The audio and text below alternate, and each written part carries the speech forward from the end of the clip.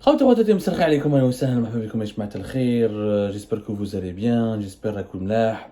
اهلا وسهلا ازول في الاول والسلام عليكم. Nous sommes le 19 septembre 2023. Nous voulons dans cette émission partager avec vous les conclusions d'une enquête que nous avons menée au ministère de l'Intérieur en Algérie. Nous avons découvert des phénomènes, des fléaux qui font mal au cœur, des fléaux désespérants.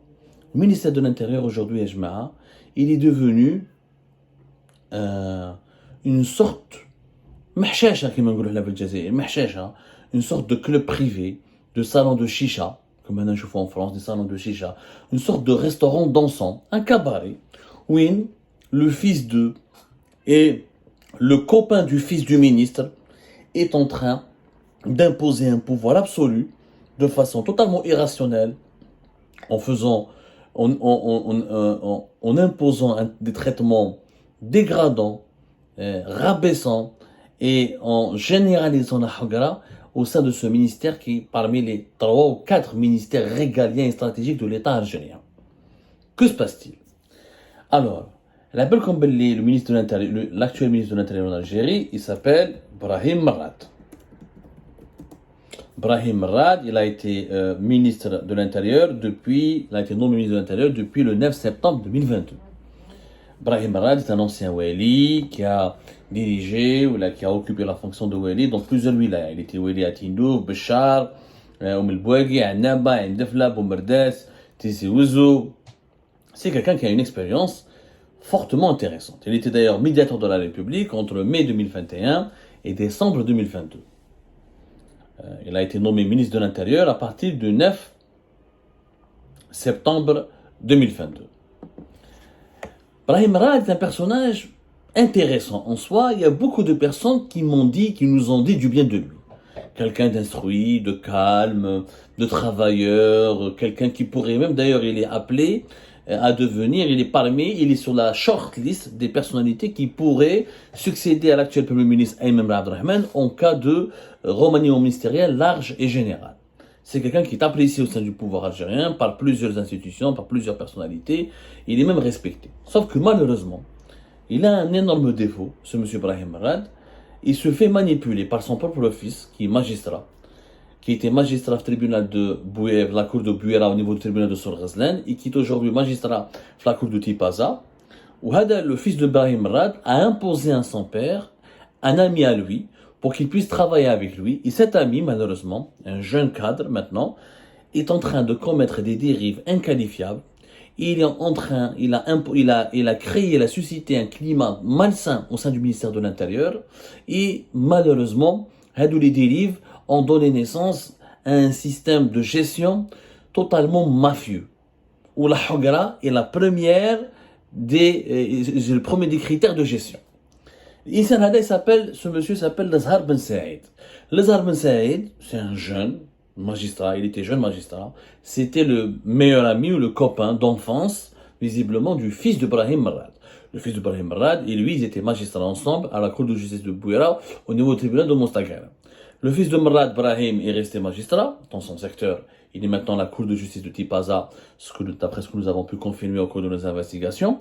Ouad Lazhar Ben Saïd, il a été pris par le père, il a accompagné le père de son ami dans l'exercice de ses différentes fonctions. Au départ, Lazhar Ben Saïd était un inconnu au bataillon, un personnage totalement un inconnu, personne ne le connaissait. C'est quelqu'un qui était très discret, qui n'était jamais connu. Pourquoi? Parce qu'avant, il était uniquement chargé d'études et de synthèse au service du médiateur de la République.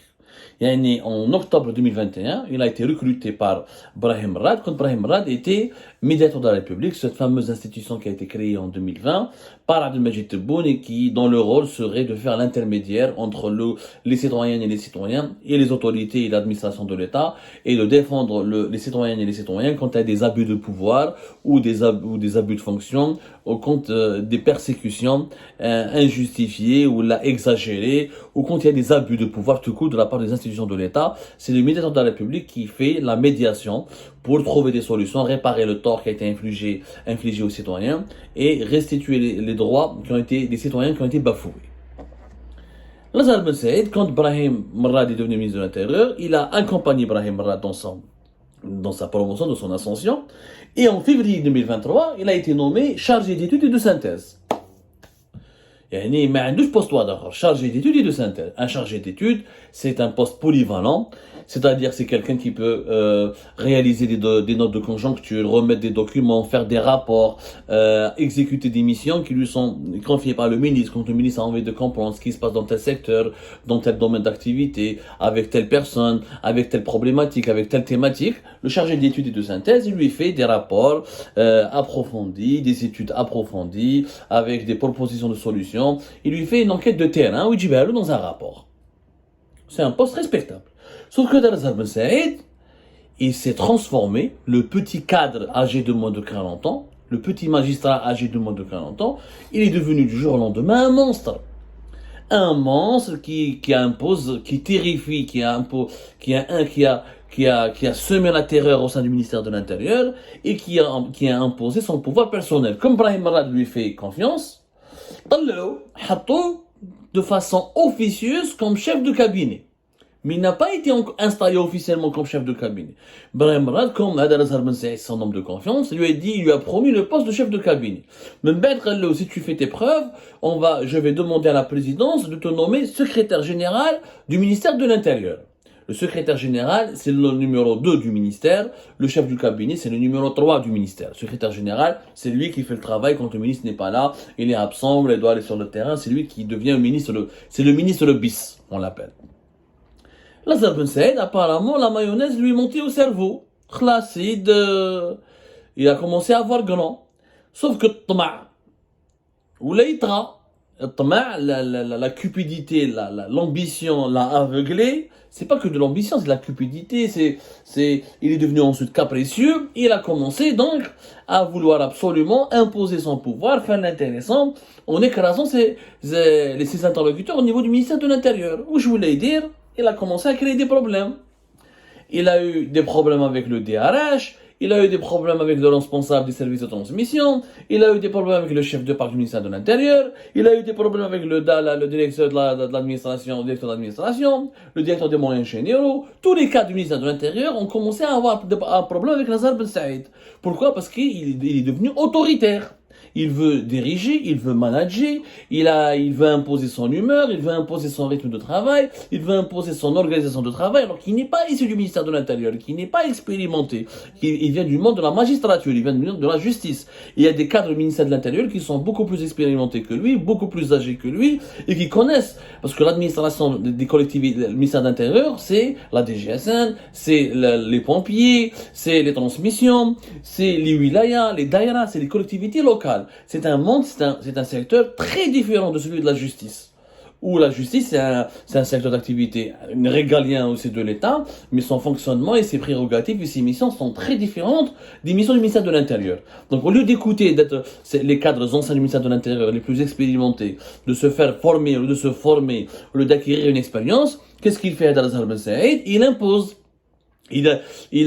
Toutes les personnes qui sont plus compétentes que lui, il a éliminé, il a commencé à éliminer, à créer des problèmes, à semer la zizanie pour que toutes les personnes compétentes disparaissent du champ du radar du ministre. Je veux pas que le ministre Brahim Rad s'aperçoive qu'il y a d'autres personnes plus compétentes que moi, donc ils pourront lui voler le poste de chef de cabinet, le poste de secrétaire général plus tard, le poste qu'il rêve d'obtenir. Il a commencé à éliminer toutes les personnes compétentes. Il leur crée des problèmes, il se dispute avec eux, il fait des faux rapports sur eux, et il invente des histoires pour les discréditer, pour les disqualifier, et du coup, beaucoup de personnes compétentes en ont marre, ils veulent plus travailler. Il y a un climat malsain, il y a une mauvaise ambiance, il y a que un climat de suspicion, que des disputes, que des prises de tête, des coups de gueule, etc. C'est devenu une détention permanente. Donc, donc il a établi il a établi sa stratégie où il est devenu le seul maître à bord. Celui qui le contredit, celui qui ose le dire, c'est pas comme ça que tu t'es trompé, c'est pas comme ça qu'on peut travailler, t'as tort. Celui qui lui rappelle que tu n'as pas forcément les compétences requises pour comprendre comment il faut faire, comment il faut gérer telle ou telle direction ou tel service au niveau du ministère de l'Intérieur. Eh ben, il se retourne contre lui, il lui déclare la guerre, il lui pourrit la vie, et il incite le ministre à le sanctionner, et il lui crée tellement de problèmes que la situation de cet interlocuteur, qui a osé le défier son pouvoir, la défier sa personne, elle va devenir invivable. Il va lui pourrir l'existence. Ça se passe comme ça depuis plusieurs mois. Nous sommes là au mois de septembre 2023 et le malaise est devenu général. Donc toutes les personnes qui sont remplacées ou la sanctionnées au niveau du ministère de l'Intérieur sont remplacées par des intérimaires qui ne sont pas permanisés. Pourquoi? Parce que le Zahar Ben Saïd veut garder le pseudo-chef de cabinet parce qu'il n'a pas de fonction officielle de chef de cabinet. Officiellement, le journal officiel, le 5 février 2023, il n'a que le poste de chargé d'études et de synthèse. Il n'a pas été encore promu officiellement un chef de cabinet. Il n'a même pas encore ce poste. Où il fait le pharaon, il impose la terreur, il impose des brimades, des mauvais traitements à ses collaborateurs. Du coup, pire encore, pour faire peur, parce que ça c'est une tactique purement algérienne que l'on trouve qu'en Algérie. Comme ça ne lui suffit pas d'être l'ami intime du fils du ministre, comme ça ne lui suffit pas d'être le petit protégé du ministre, il a inventé un passé, il a inventé une force de frappe, il a inventé un nouveau privilège imaginaire pour faire peur à ses interlocuteurs et à ces personnes et aux personnes qui pourraient ou là qui seraient tentées de le dénoncer ou là de l'affronter ou là de ne pas se soumettre à son diktat. واش يقول الناس يقول لهم انايا comme il est originaire de Zahar Ben Saïd, il est originaire de Biskra, alors moi j'ai un lien de parenté avec Saïd Chenguereha.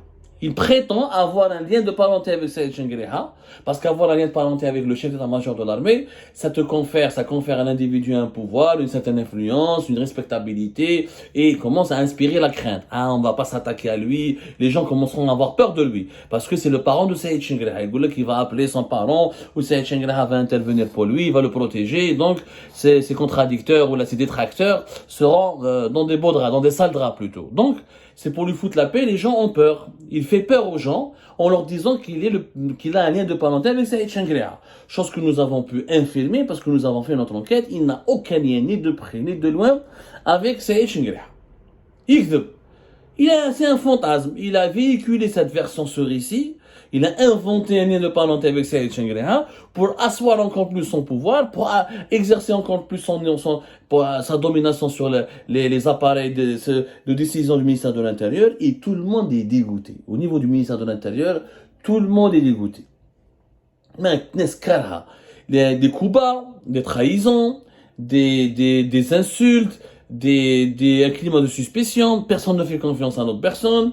C'est devenu, franchement, c'est devenu une administration de mort vivant plutôt. Tout le monde, personne ne fait confiance à.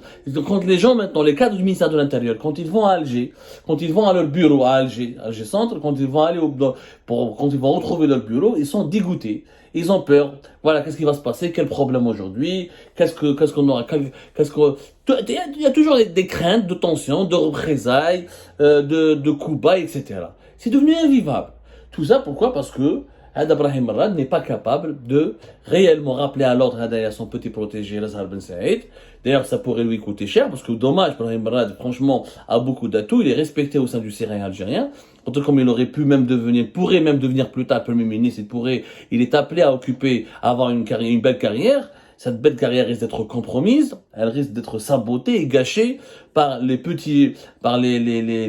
dérives et les dérapages de son petit protégé, Zahar Ben Saïd, qui est en train de lui causer beaucoup de problèmes. Parce que et malheureusement, les comportements inélégants, pour ne pas dire immoraux, révoltants de ce petit cadre, c'est un petit cadre, c'est un chargé d'études et de synthèse, ou les chikour. Voilà, parce que c'est le protégé du ministre, parce que c'est l'ami du fils du ministre, parce que c'est le copain du fils du ministre, donc il peut tout se permettre, il peut décider, il peut gérer, il peut se mêler, il peut outrepasser ses prérogatives, il peut s'en prendre à d'autres interlocuteurs, il peut leur faire du mal, il peut les blesser, il peut les rabaisser, les mépriser. C'est inacceptable ce genre de comportement. Et là où est le mal de l'État algérien, c'est quand il y a des gens qui non seulement sont inexpérimentés, des individus inexpérimentés, incompétents, parce qu'ils sont parrainés ou là ils ont des liens de parenté avec des hauts responsables du régime, ils se permettent donc de pourrir l'ambiance et d'imposer et de s'en prendre à d'autres collègues beaucoup plus compétents qu'eux et beaucoup plus sérieux qu'eux. Et là, ils instaurent un virus qui est la sinistrose, et cette sinistrose sabote le bon fonctionnement du département, d'un département ministériel stratégique comme celui du ministère de l'Intérieur, et ça démotive les cadres de l'État, et ça engendre ensuite des dysfonctionnements, des irrégularités, des problèmes de mauvaise gestion. Et c'est pour cette raison que le sous-développement du pays s'aggrave. Parce que nous avons des petits capricieux, voilà, c'est des petits capricieux, les enfants gâtés du régime, qui veulent écraser les autres, qui veulent exercer absolument un pouvoir autoritaire sur les autres, alors qu'ils n'ont ni les prérogatives, ni les qualités, ni les compétences requises, ni le parcours nécessaire. Et ça finit par créer une démotivation généralisée, un dégoût généralisé, ce qui malheureusement empêche notre pays de se développer dans tous les secteurs clés du développement d'un pays.